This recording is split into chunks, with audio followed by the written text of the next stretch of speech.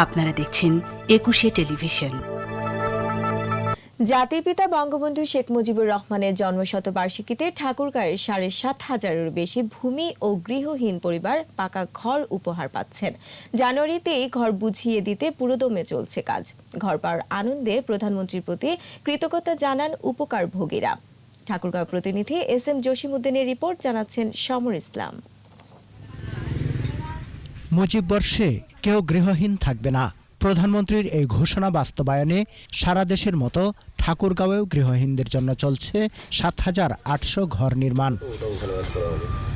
শিগগিরই পরিবার পরিজন নিয়ে নতুন ঘরে ওঠার স্বপ্নে আনন্দিত গৃহহীনরা। তাদের কণ্ঠে প্রধানমন্ত্রীর প্রতি কৃতজ্ঞতা।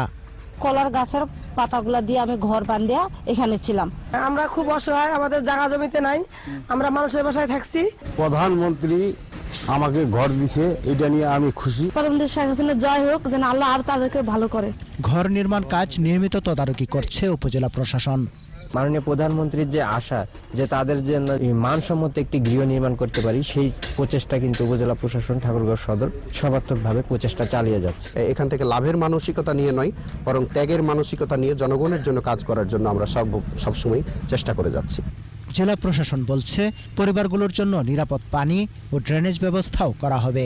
সকলে মিলেই আমরা এই সমস্ত ঘর নির্মাণ কাজ তদারকি করছি, উপকারভোগী নির্বাচন করছি এবং আমরা যথাযথ ব্যক্তি যাতে এই ঘরগুলো পায় তার ব্যবস্থা গ্রহণ করেছি। পরিদর্শন করে কাজের মান সন্তোষজনক বলে জানান প্রধানমন্ত্রী দপ্তরের আশ্রয়ণ প্রকল্পের পরিচালক।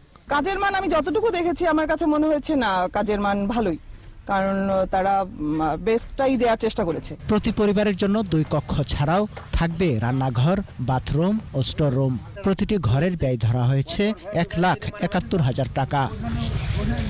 সমর ইসলাম, ২১শে টেলিভিশন।